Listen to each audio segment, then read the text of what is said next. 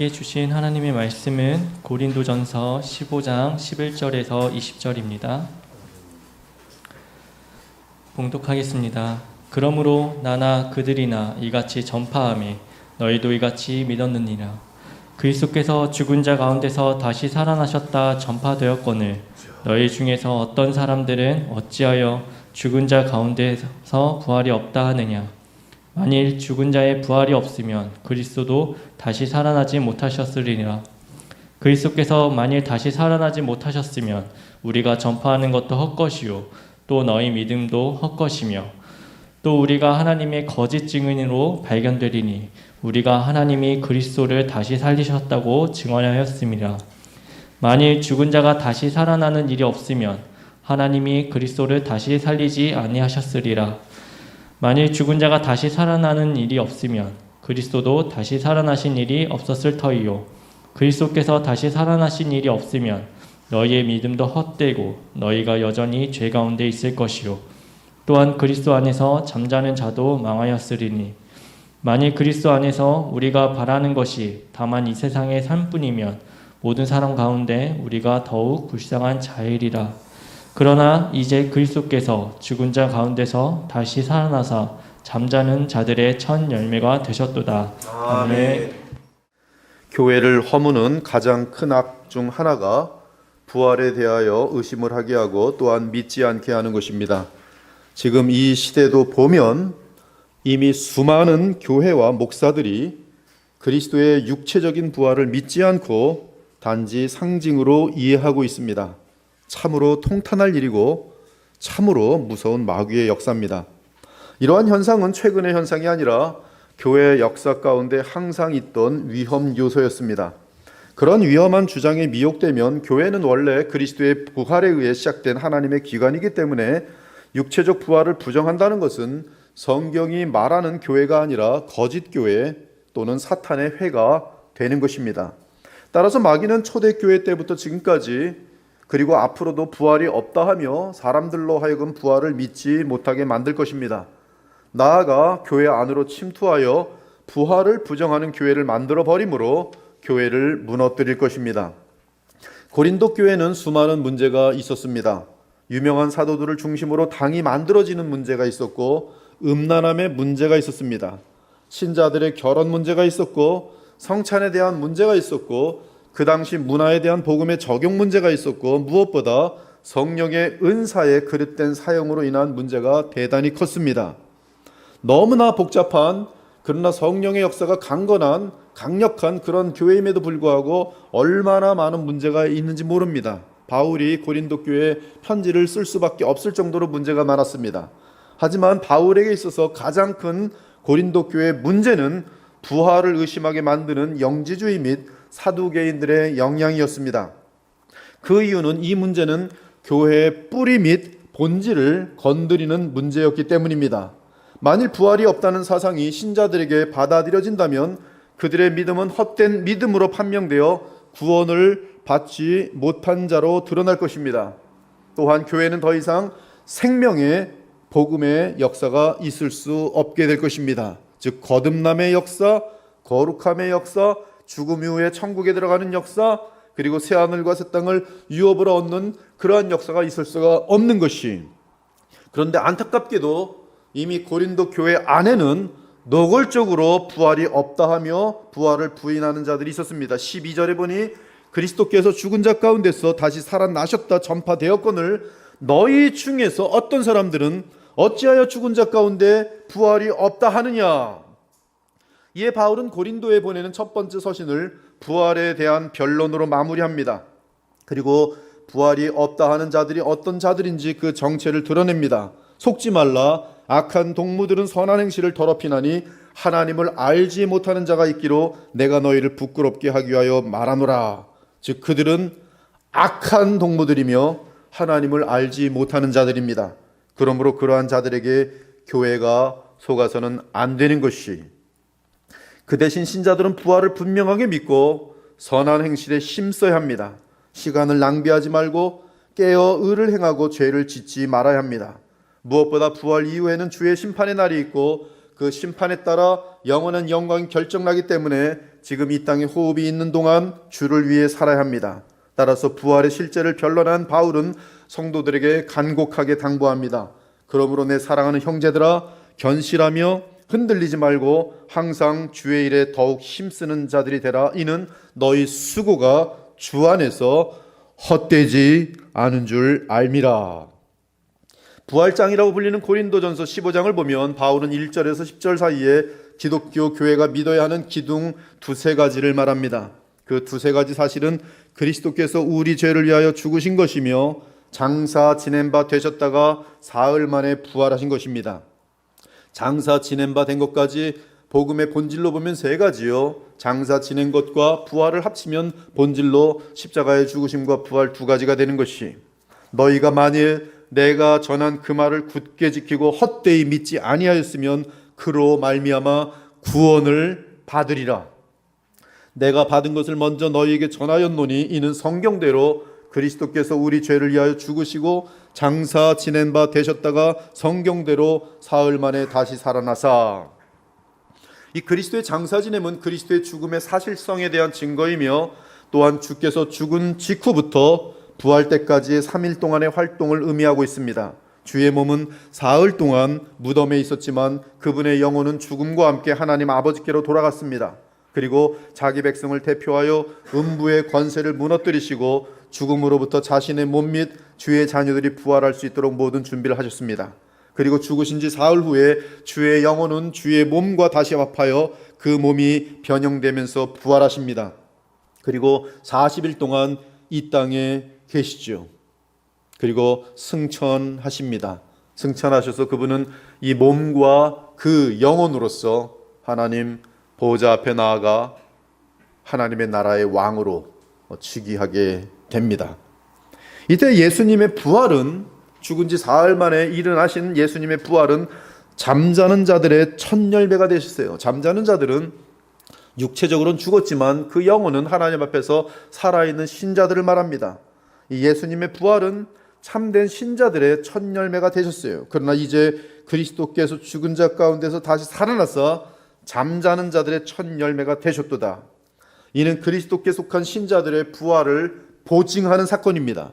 즉 추수 때의 첫 열매는 나머지 추수를 보장합니다. 이에 사망이 아담의 죄로 인하여 인류에게 찾아온 것처럼 둘째 아담 예수 그리스도로 인하여 생명과 부활이 주어집니다. 사망이 한 사람으로 말미암았으니 죽은 자의 부활도 한 사람으로 말미암는도다. 아담 안에서 모든 사람이 죽은 것 같이 그리스도 안에서 모든 사람이 생명을 얻으리라. 그러므로 부활의 순서는 그리스도가 첫 열매고 그 후 그리스도께서 강림하실 때 그리스도에게 속한 구약과 신약의 모든 하나님의 자녀가 될 것입니다. 그리고 부활의 형체는 첫 열매인 그리스도의 부활처럼 우리도 주의 영광의 몸과 동일한 특성을 지닌 부활체를 입게 될 것입니다. 사랑하는 자들아, 우리가 지금은 하나님의 자녀라 장래에 어떻게 될지는 아직 나타나지 아니하였으나 그가 나타나시면 우리가 그와 같을 줄을 아는 것은 그의 참모습 그대로 볼 것이기 때문이니 주를 향하여 이 소망을 가진 자마다 그의 깨끗하신 같이 자기를 깨끗하게 하느니라. 그러면서 바울은 그리스도와 신자의 부활체의 특성을 몇 가지 알려줍니다. 지금의 이 땅에서 현재 우리 몸과 비교하여 부활의 몸이 어떠할지 대조를 통해 알려줍니다. 그리스도를 첫 열매로 하는 신자의 부활의 몸은 지금 죄에 물든 우리의 몸과는 달리 썩지 아니합니다. 그때 우리가 얻게 되는 부활의 몸은 지금 우리의 몸과는 달리 욕되지 않고 영광스럽습니다. 그때 우리의 부활의 몸은 지금 우리의 몸과는 달리 약하지 않고 강합니다. 그때 우리가 입은 부활의 몸은 땅의 흙으로 만들어진 땅에 속한 몸이 아니라 하늘에 속한 신령한 몸입니다. 여기서 신령하다는 뜻은 성령으로 한량없이 충만한 가운데 우리의 영과 하늘에 속한 우리의 몸이 죄가 전혀 없이 깨끗하고 거룩하다는 뜻입니다. 그래서 영의 몸이 어떠한 몸인지는 지금 우리로서는 도무지 다 알 수 없습니다. 따라서 주의 재림의 때 이 땅에 살아있는 신자들은 육의 몸을 버리고 영의 몸을 가져야 하기 때문에 반드시 그 몸이 변화될 것입니다. 나팔 소리가 나매 죽은 자들이 썩지 아니할 것으로 다시 살아나고 우리도 변화되리라. 이 썩을 것이 반드시 썩지 아니할 것을 입겠고 이 죽을 것이 죽지 아니함을 입으리로다. 그래서 영의 몸을 갖게 되는 때는 영원히 죽지 않고 살게 될 것입니다. 따라서 부활에 속한 새 인류에게는 죽음이라는 것이 완전하게 제거되는 것이, 이 썩을 것이 썩지 아니함을 입고 이 죽을 것이 죽지 아니함을 입을 때에는 사망을 삼키고 이 길이라고 기록된 말씀이 이루어지리라. 그리고 이렇게 죽지 않고 썩지 않을 영의 몸을 입어야 하는 이유는 하나님께서 약속하신 이 땅에 영원히 서게 되는 하나님의 나라를 유업으로 받아 영원토록 누려야 하기 때문입니다. 형제들아, 내가 이것을 말하노니 혈과 육은 하나님의 나라를 이어받을 수 없고 또한 썩는 것은 썩지 아니하는 것을 유업으로 받지 못하느니라. 그 나라는 우리 주 예수 그리스도께서 재림의 때에 하나님께 바칠 나라로서 죄와 죽음이 없는 나라입니다.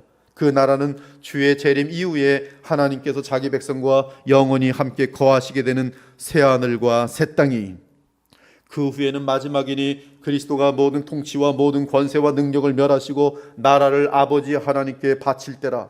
그가 모든 원수를 그 발 아래에 둘 때까지 반드시 왕노로 다스리니 맨 나중에 멸망받을 원수는 사망이니라. 아들 자신도 그때 만물을 자기에게 복종하게 하신 이에게 복종하게 되리니 이는 하나님이 만유의 주로서 만유 안에 계시려 하심이라. 사랑하는 여러분, 기독교 신학은 구속사, 히스토리아 솔루티스, 구속사와 개인 구원, 오도 솔루티스를 연결하는 일을 해왔습니다. 구속사는 역사 속에서 발생한 객관적인 사건으로서 그리스도의 탄생과 십자가의 죽으심과 부활, 승천, 그리고 재림 등을 말합니다. 그리고 그런 구속사적 사건들이 성령에 의해 성도들에게 적용되는 것이 오도 솔루티스, 즉 여러분 개인의 구원입니다. 이에 우리는 성경을 통해 그리스도의 십자가의 죽으심과 부활이 신자인 내게 어떤 영향을 끼치는지 살펴볼 필요가 있습니다. 첫째로, 사람은 죄 때문에 하나님과 화목할 수 없습니다. 죄인이 하나님과 화목하려면 먼저 죄 문제가 해결되고 의의 옷을 입어야 합니다. 죄 문제가 해결되어야 한다는 것은 죄값을 치러야 하고 또한 죄성이 씻겨져야 하는 것을 의미합니다. 또한 의의 옷을 입어야 한다는 것은 창조주 하나님 앞에서 피조물인 우리가 마땅히 입어야 할 깨끗하고 영광스러운 의의 옷을 뜻합니다. 임금이 손님들을 보러 들어올새 거기서 예복을 입지 않은 한 사람을 보고 이르되 친구여 어찌하여 예복을 입지 않고 여기 들어왔느냐 하니 그가 아무 말도 못하거늘 임금이 사환들에게 말하되 그 손발을 묶어 바깥 어두운 데에 내둔지라 거기서 슬피 울며 이를 갈게 되리라 하니라. 의의 옷이 없으면 천국에 들어갈 수 없어요. 지옥으로 떨어집니다. 여호수아가 더러운 옷을 입고 천사 앞에 서 있는지라 여호와께서 자기 앞에 선자들에게 명령하사 그 더러운 옷을 벗기라 하시고 또 여호수아에게 이르시되 내가 네 죄악을 제거하여 버렸으니 내게 아름다운 옷을 입히리라 하시기로 내가 말하되 정결한 관을 그의 머리에 씌우소서 하매 곧 정결한 관을 그 머리에 씌우며 정결한 의의 옷을 입히고 여호와의 천사는 곁에 섰더라. 그러므로 사람이 하나님과 화목하려면 죄의 상태에서 의의 상태가 되어야 됩니다. 죄의 상태에서 의의 상태가 되어야 돼요. 그러려면 죄값을 치르고 죄성이 씻기거나 불에 타야 하고 완전한 의를 취하고 그 의로 옷을 입어야 합니다. 그래야 하나님과 화목할 수 있어요. 이렇게 하나님과 화목한 사람이 되려면 우리 스스로는 그렇게 될 수 없기 때문에 그리스도께서 나를 위해 십자가에 죽으심과 그분이 나를 위해 부활하심을 믿어야 합니다.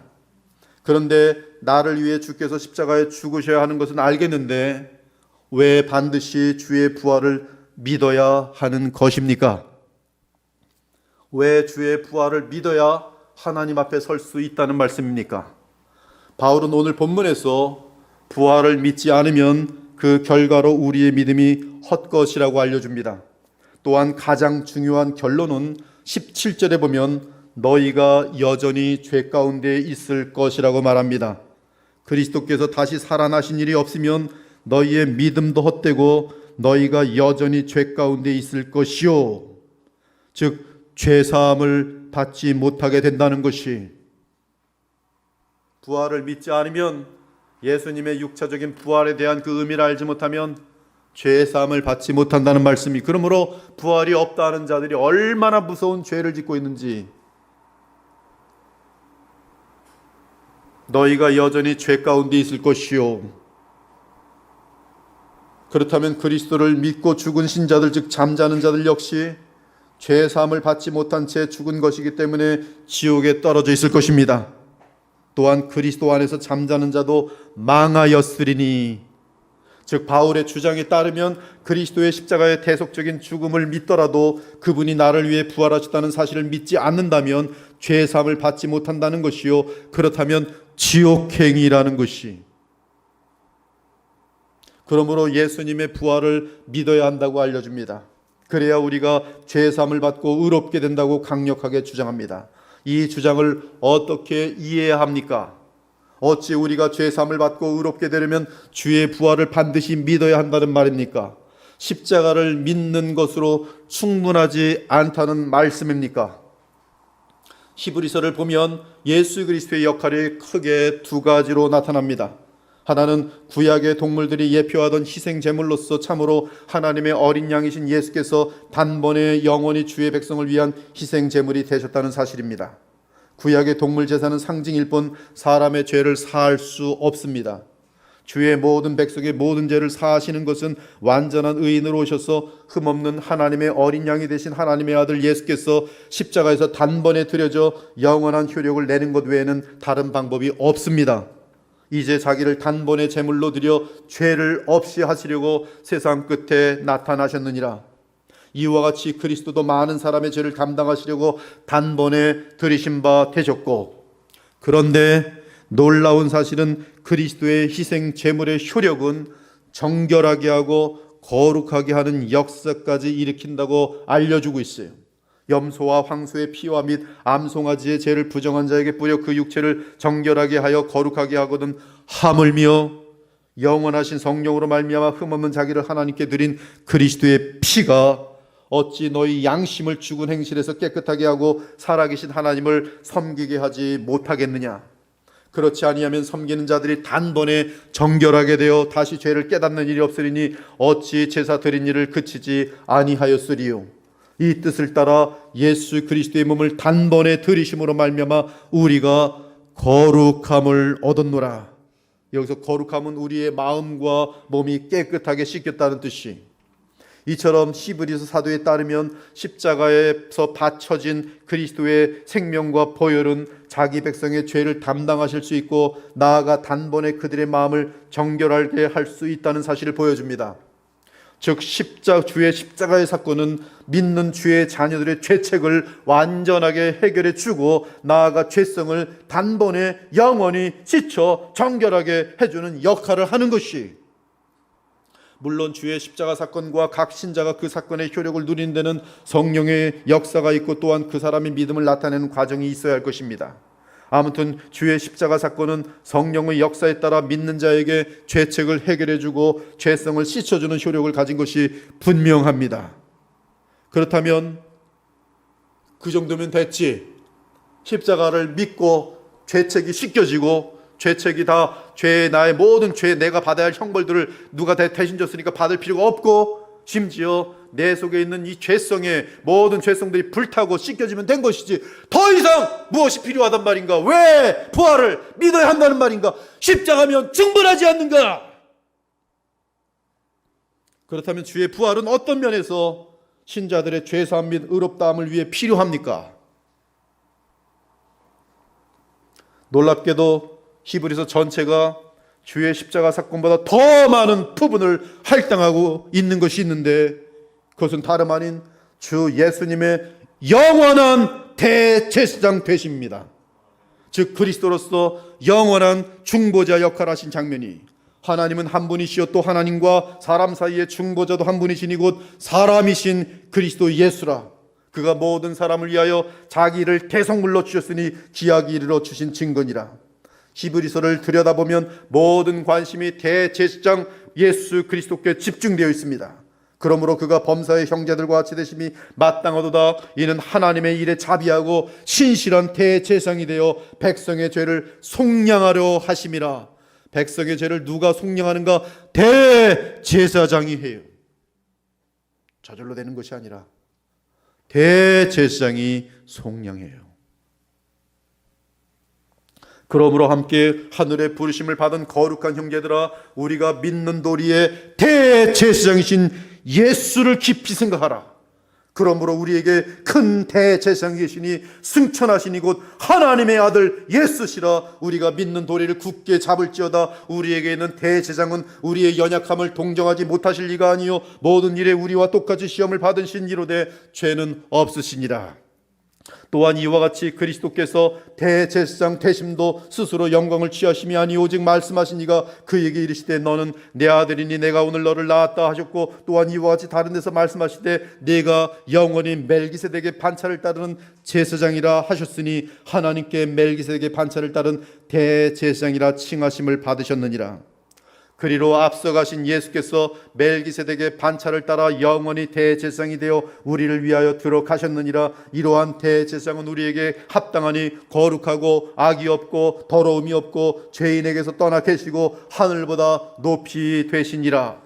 그들은 맹세 없이 제사장이 되었을 때 오직 예수는 자기에게 말씀하신 이로 말미암아 맹세로 되신 것이라. 주께서 맹세하시고 뉘우치지 아니하시리니 네가 영원히 제사장이라 하셨도다. 이와 같이 예수는 더 좋은 언약의 보증이 되셨느니라.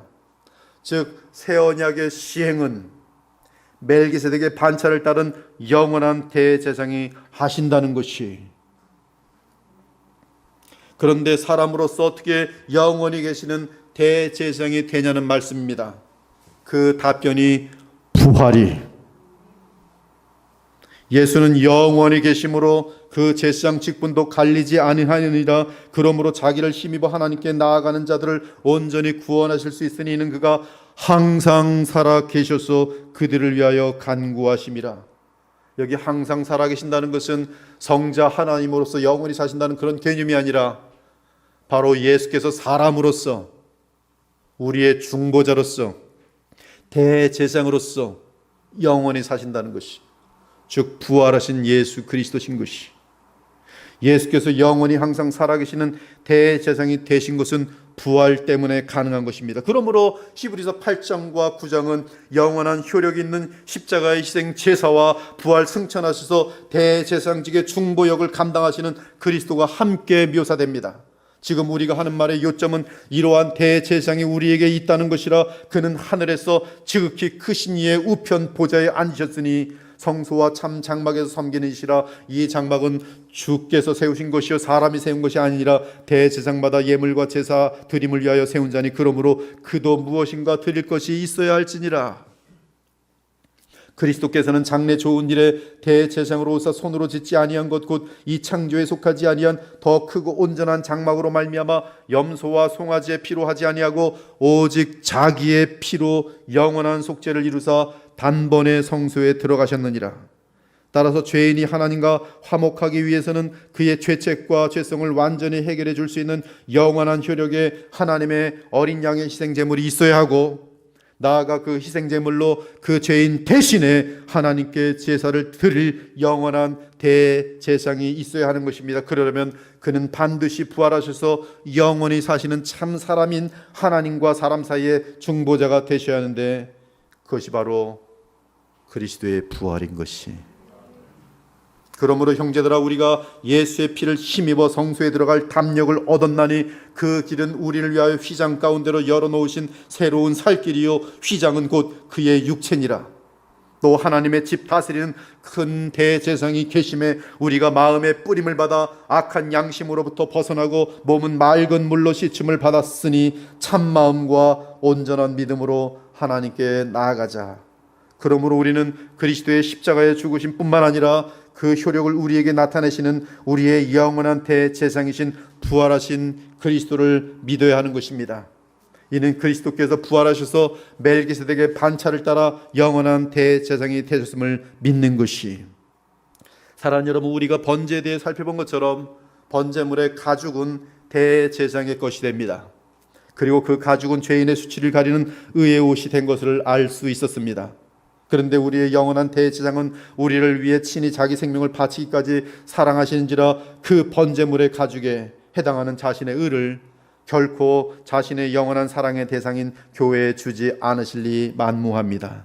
그들을 위해 완전한 번제가 되어버린 신분 그분께서 자신이 받은 그 의를 생명을 바쳐 사랑한 그 대상에게 주지 않으실리 만무하다는 것이, 따라서 대제사장은 자신의 의의 옷을 우리에게 입히시고 하나님 앞에 서게 하시는 것이, 누가? 대제사장이, 살아계신 대제사장이, 영원히 죽지 않는 부활하신 대제사장이 자신의 영원한 속죄 효력을 가지고 있는 또 완전한 의를 포함한 그것으로 우리에게 죄를 사하여 주시고 의의 옷을 입혀주시는 것이, 누가? 부활하신 우리 주 대제사장이. 그러므로 우리는 예수님께서 나를 위해 십자가에 죽으심과 나를 위해 부활하셔서 대제사장이 되심을 믿어야 그리스도를 의지하고 하나님의 보좌 앞에 담대히 나아갈 수 있는 것이, 그에게 의로 여겨졌다 기록된 것은 아브라함만 위한 것이 아니요 의로 여기심을 받을 우리도 위함이니 곧 예수 우리 주를 죽은 자 가운데 살리신 이를 믿는 자니라. 어마어마한 내용이 담겨 있어요. 그리고 예수는 우리가 범죄한 것 때문에 내줌이 되고 또한 우리를 의롭다 하시기 위하여, 그 다음 뭐라고 되는지 아세요? 다시 살아나셨느니라. 그것이 어마어마한 내용이에요. 우리를 의롭다 하시기 위하여 다시 살아나셨느니라. 즉 다시 살아나지 않으면 대제사장이 없기 때문에 우리가 의의 옷을 얻을 수가 없어요. 또 미리 정하신 그들을 또한 부르시고 부르신 그들을 또한 의롭다 하시고 의롭다 하신 그들을 또한 영화롭게 하셨느니라. 누가? 다시 살아나신 이는 그리스도 예수시니 그는 하나님 우편에 계신 자요 우리를 위하여 간구하시는 자시니라. 그렇습니다. 그러므로 바울은 너희는 하나님과 화목하라. 하나님이 죄를 알지도 못하신 이를 우리를 대신하여 죄로 삼으신 것은, 우리는 고린도후서 5장 21절이 얼마나 어마어마한 신성 모독적인 표현까지 담고 있는 어마어마한 내용인 것을 확인하였어요. 근데 그 내용이 어떻게 되는지 아십니까? 너희는 하나님과 화목하라.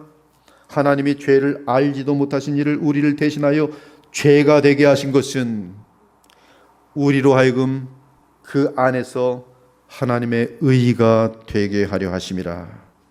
즉 우리로 하여금 십자가 사건뿐만 아니라 부활 승천하셔서 우리의 그리스도 즉 영원한 대제사장이 되신 예수님을 믿어야 할 것을 강조한 것이, 그러므로 그리스도 안에서는 그분의 십자가의 죽으심과 부활로 인하여 결코 정죄함이 없습니다. 우리는 우리의 대제사장이요 영원한 희생제물이 되신 그리스도를 통해 하나님 앞에서 죄사함을 확신하며 얼마든지 평강을 누릴 수 있는 것이, 이것은 하나님 앞에서 진리이며 사실입니다. 여러분들은 언제나 십자가의 희생의 효력과 또 십자가에서 부활하신 우리 주 예수 그리스도 영원한 대제사장 덕분에 여러분의 죄 문제는 완전히 해결되어 있어요. 그리스도 안에서. 그러므로 그리스도를 믿고 담대히 하나님 보좌 앞에 나아갈 수가 있는 것. 조금도 걱정하지 마십시오. 믿음으로만 나아가시면 되는 것이. 그러나 이 믿음이 없이 나가지 못하는 자들은 자기 죄값을 먹어야 하니 영원한 형벌밖에 기다리는 것이 없는 것이. 둘째는 예수께서는 부활하심으로써 성령을 보내시는 그리스도가 되셨다는 사실입니다. 부활하신 예수께서는 하나님께로부터 성령을 받아 성령을 부으시는 자격을 얻으셨습니다. 이에 고린도전서 15장 45절은 기록된 바 첫사람 아담은 생명이 되었다함과 같이 마지막 아담은 살려주는 영이 되었나니라고 말합니다. 여기서 살려주는 영은 성령이십니다. 이는 성자 하나님께서 성령께 어떤 사역을 맡기시는 그런 역사를 말하는 것이 아닙니다. 이는 둘째 아담 또는 마지막 아담인 예수 그리스도께서 새 인류의 머리로서 신자들에게 생명을 주는 영이 되셨다는 뜻입니다. 그래서 예수님은 생명, 즉 영생을 주십니다. 그러므로 본문 22절은 아담 안에서 모든 사람이 죽은 것 같이 그리스도 안에서 모든 사람이 삶을 얻으리라고 했는데 생명을 얻으리라고 번역해 옳습니다. 한편 그리스도의 부활은 하나님께서 그를 영화롭게 하신 사건입니다. 그리고 곧바로 부활의 주께서는 하늘로 승천하셔서 만왕의 왕과 만유의 주가 되십니다. 그는 근본 하나님과 본체시나 하나님과 동등됨을 취할 것으로 여기지 아니하시고 오히려 자기를 비워 종의 형체를 가지사 사람들과 같이 되셨고 사람의 모양으로 나타나서 자기를 낮추시고 죽기까지 복종하셨으니 곧 십자가에 죽으심이라. 이러므로 하나님이 그를 지극히 높여 모든 이름 위에 뛰어난 이름을 주사 하늘에 있는 자들과 땅에 있는 자들과 땅 아래 있는 자들로 모든 무릎을 예수의 이름에 꿇게 하시고 모든 입으로 예수 그리스도를 주라 신하여 하나님 아버지께 영광을 돌리게 하셨느니라.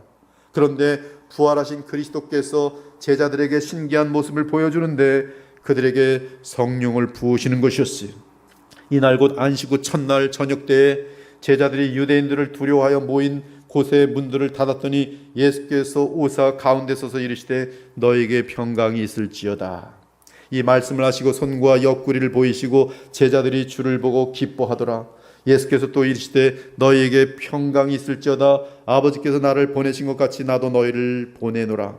이 말씀을 하시고 그들을 향하여 숨을 내쉬며 이르시되 성령을 받으라. 부활하신 예수 그리스도께서는 하나님으로부터 사람이에요. 사람이며 참 하나님이신 우리 그리스도께서는 아버지로부터 성령을 받아서 사람들에게 그리스도의 영을 부으세요. 살리는 영을 부으세요. 생명을 부으세요. 그 예수님은 하늘로 승천하셔서 만왕의 왕과 만유의 주가 되십니다. 그때 그리스도께서는 인류 역사 가운데 공식적으로 성령을 보내십니다. 그런즉 이스라엘 온 집은 확실히 알지니 너희가 십자가에 못 박은 이 예수를 하나님이 주와 그리스도가 되게 하셨느니라. 그런데 주와 그리스도가 되신 부활 승천하신 나사렛 예수께서 하신 일이 성령을 보내신 사건이라고 베드로가 증언합니다. 오순절 날이 이미 이름에 그들이 다 한 곳에 모였더니 호련히 하늘로부터 급하고 강한 바람 같은 소리가 있어 그들이 앉은 온 집에 가득하며 마치 불의 혀처럼 갈라지는 것들이 그들에게 보여 각 사람이 하나씩 임하여 있더니 그들이 다 성령의 충만함을 받고 성령이 말하게 하심을 따라 다른 언어들로 말하기를 시작하니라. 이 사건에 대한 베드로의 결론입니다. 하나님이 오른손으로 예수를 높이심에 하나님이 오른손으로 예수를 높이심에 문맥상에 보면 나사렛 예수 하나님이 오른손으로 나사렛 예수를 높이심에 그가 약속하신 성령을 아버지께 받아서 너희가 오늘 이 오순절 날에 보는 너희가 보고 듣는 이것을 부어주셨느니라. 그러므로 그리스도께서는 죽은 영혼을 성령으로 거듭나게 하실 수 있습니다. 이는 부활하신 그리스도께서는 성령으로 새 생명을 주실 수 있음을 말하고 있는 것이 우리 구주 하나님의 자비와 사람 사랑하심이 나타날 때 우리를 구원하시되 우리가 행한 바 의로운 행위로 말미암지 아니하고 오직 그의 긍휼하심을 따라 중생의 씻음과 성령의 새롭게 하심으로 하셨나니 우리 구주 예수 그리스도로 말미암아 우리에게 그 성령을 풍성히 부어주사 우리로 그의 은혜를 힘입어 의롭다 하심을 얻어 영생의 소망을 따라 상속자가 되게 하려 하심이라. 그런데 그리스도께서 부으시는 성령은 하나님의 전능하신 능력을 나타내십니다. 무엇을 향해 그 능력을 나타냅니까? 그리스도의 영광스러운 형상을 본받도록 나타냅니다. 그러므로 이제 그리스도 예수 안에 있는 자에게는 결코 정죄함이 없나니 이는 그리스도 예수 안에 있는 생명의 성령의 법이 죄와 사망의 법에서 너를 해방하였음이라. 율법이 육신으로 말미암아 연약하여 할 수 없는 그것을 하나님은 하시나니 곧 죄로 말미암아 자기 아들을 죄 있는 육신의 모양으로 보내어 육신의 죄를 정하사 육신을 따르지 않고 그 영을 따라 행하는 우리에게 율법의 요구가 이루어지게 하려 하심이니라. 바울은 그리스도의 부활의 권능으로 신자가 그리스도의 장성한 분량에까지 자라날 수 있다고 알려줍니다. 내가 그리스도와 그 부활의 권능과 그 고난에 참여함을 알고자 하여 그의 죽으심을 본받아 어떻게 해서든지 죽은 자 가운데서 부활에 이르려 하노니 내가 이미 얻었다함도 아니 온전히 이루었다함도 아니라 오직 내가 그리스도 예수께 잡힌 바 된 그것을 잡으려고 달려가노라. 형제들아 나는 아직 내가 잡은 줄로 여기지 아니하고 오직 한 일 즉 뒤에 있는 것은 잊어버리고 앞에 있는 것을 잡으려고 표대를 향하여 그리스도 예수 안에서 하나님이 위에서 부르신 부름의 상을 위하여 달려가노라. 바울은 그가 부활의 권능을 따라 살고자 함은 부활의 날에 부름의 상을 받고자 함이라고 말합니다. 여기서 우리가 분명하게 알 수 있는 것은 그리스도의 부활을 믿는다는 것은 주께로부터 오는 부활의 능력을 덧입는 것을 뜻하는데, 그것이 바로 살려주는 영이 되신 영광의 그리스도의 역사인 것이. 그러므로 부활하신 주를 믿고 의지하며 주께 성령을 구할 때 그는 그리스도를 닮아가는 영광을 계속 누리게 됩니다. 주는 영이시니, 여기 주는 예수님이십니다. 주는 영이시니 주의 영이 계신 곳에는 자유가 있느니라. 이 고린도서 3장 17절은 놀랍게도 이 고린도서 15장에 살리시는 영이 되셨나니라는 말과 정확하게 같습니다. 주는 영이시니 주의 영이 계신 곳에는 자유가 있느니라. 무엇으로부터 자유예요? 죄성으로부터 자유, 더러움으로부터 자유. 우리가 다 수건을 벗은 얼굴로 거울을 보는 것 같이 주의 영광을 보매 그와 같은 형상으로 변화하여 영광에서 영광에 이르니, 언제? 지금 현재 그리스도의 영으로 사는 자들, 부활의 능력으로 사는 자들, 영광에서 영광에 이르니 곧 주의 영으로 말미암음이니라. 심지어 베드로 사도는 부활하신 그리스도로부터 받는 신기한 능력은 우리로 하여금 신성한 성품에 참여하는 자가 되게 한다고 알려주고 있으니, 그의 신기한 능력으로 생명과 경건에 속한 모든 것을 우리에게 주셨으니 이는 자기의 영광과 덕으로서 우리를 부르신 이를 알므로 말미암음이라. 이로써 그 보배롭고 지극히 큰 약속을 우리에게 주사 이 약속으로 말미암아 너희가 정욕 때문에 세상에서 썩어질 것을 피하여 신성한 성품에 참여하는 자가 되게 하려 하셨느니라. 이처럼 우리를 부르신 자 예수 그리스도를 믿음으로 알아갈 때 우리 주 예수 그리스도를 부활시키신 부활의 권능이 우리에게 임하여 모든 경건함과 주의 형상을 담게 하는 것이, 나아가 오늘 본문과 함께 고린도전서 15장 56절에서 57절을 보면 사망이 쏘는 것은 죄요 죄의 권능은 율법이라 우리 주 예수 그리스도를 말미암아 우리에게 승리를 주시는 하나님께 감사하노니라고 말합니다. 이 말씀은 죄의 권능이 부활을 믿는 자에게 실제로 제거된다는 말씀이, 이처럼 부활의 권능은 죄의 권능을 이기며 나아가 죄의 결과로 인한 모든 저주로부터 주의 백성을 자유하게 할 수 있는 것이, 이것이 부활의 주를 믿는 어마어마한 그 믿음 안에서 우리에게 나타나는, 성령을 통하여 나타나는 어마어마한 은사예요. 선물이란 말씀이. 이것이 실제예요. 그리고 아무리 죄가 많아서 죄성이 깊어도 부활의 능력을 의지하며 주만 바라보고 있을 때 성령의 역사로 생명의 성령의 법이 죄와 사망의 법을 물리치고 이기는 날이 오도록 돼 있어요. 그것이 교회의 증거입니다. 여러분들이 그러한 성도들이 되어야 할 때만 부활의 능력을 아는 것이고 복음의 능력을 안다 하는 것이, 이러한 능력들이 지금 이 땅에 교회에 없어요. 종교 놀이하고 있어요. 예배 놀이하고 있어요. 소꿉장난하고 있어요. 말장난하고 있어요. 아무 현실 속에서 부활의 능력 나타내지 못하고 오히려 더 간교하고, 세상 사람들보다 더 배신자라고, 더 악하고, 더 쫀쫀하고, 더 속이 좁고, 더 정치적이고, 더 더럽고, 더 위선적이고, 부활의 능력 전혀 알지 못해.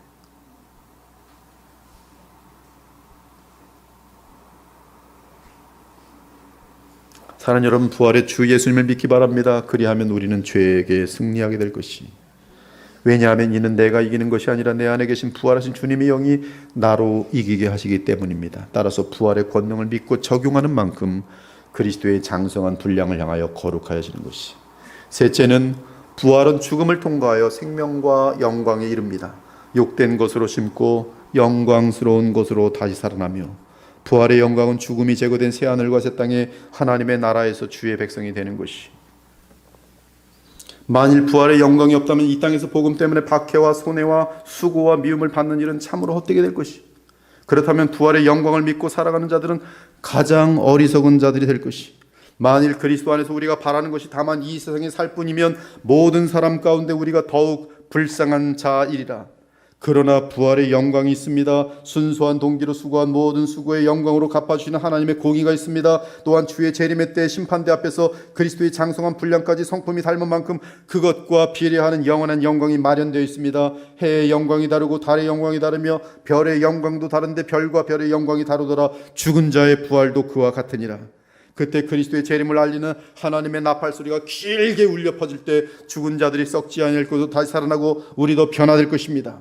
이 썩을 몸이 반드시 썩지 아니할 몸을 입겠고 이 죽을 몸이 죽지 아니할 몸을 입게 될 것이, 그때 우리가 부활의 몸으로 얻은 유업은 이 땅의 에덴으로 회복되는 것이 아니며 아담이 잃은 것을 얻는 것으로 끝나는 것이 아닙니다. 죄에 의해 파괴되었던 모든 것의 회복은 물론 우리가 가히 상상조차 할 수 없는 놀라운 무한한 선물을 그리스도께로부터 받게 될 것이, 그때의 삶은 천국의 삶이 이 땅에 나타나는 삶으로서 그리스도를 통해 하나님과 직접 영원히 교제하는 삶이며, 그 나라는 이 땅에서 아담과 하와에게 주어졌던 에덴과는 비교도 할 수 없는 전혀 다른 차원의 영광의 상태에 있는 새하늘과 새 땅입니다.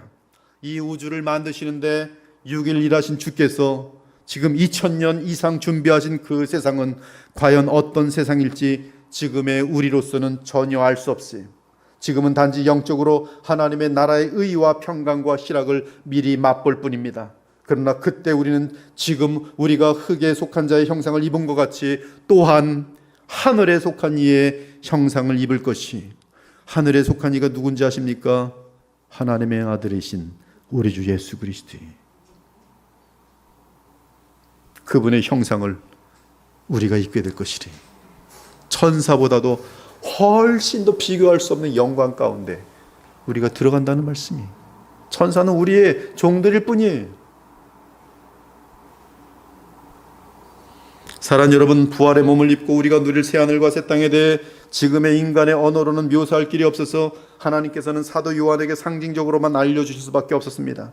지금 묘사되는 내용은 주의 백성이 부활체를 가진 상태에서 누리는 장래의 현실입니다. 보라, 하나님의 장막이 사람들과 함께 있음에 하나님이 그들과 함께 계시니 그들은 하나님의 백성이 되고 하나님은 친히 그들과 함께 계셔서 모든 눈물을 그 눈에서 닦아주시니 다시는 사망이 없고 애통하는 것이나 곡하는 것이나 아픈 것이 다시 있지 아니하리니 처음 것들이 다 지나갔음이라.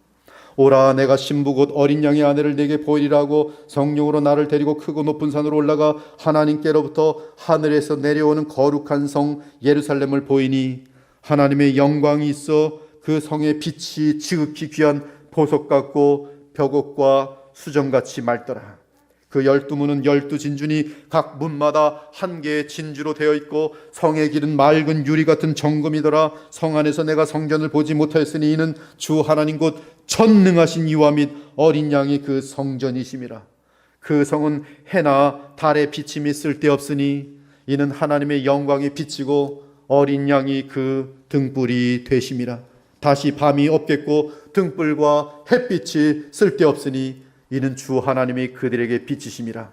그들이 세세토록 왕노릇하리로다. 셋째 하늘 즉 낙원을 다녀왔던 바울은 부활과 함께 누리게 될 영원한 영광을 알기에 우리의 부활의 보증이 되시고 첫 열매가 되신 그리스도를 바라봅니다. 그리고 그분이 우리를 위해 십자가에 죽으심으로 우리의 속량이 되시고 나아가 우리의 영원한 대제사장으로서 의의 옷을 입혀주신 주 예수 그리스도를 더욱 의지합니다. 그분을 친히 만나볼 그날을 기다리면서 바울은 성도들 모두에게 권합니다. 우리 주 예수 그리스도로 말미암아 우리에게 승리를 주시는 하나님께 감사하노라.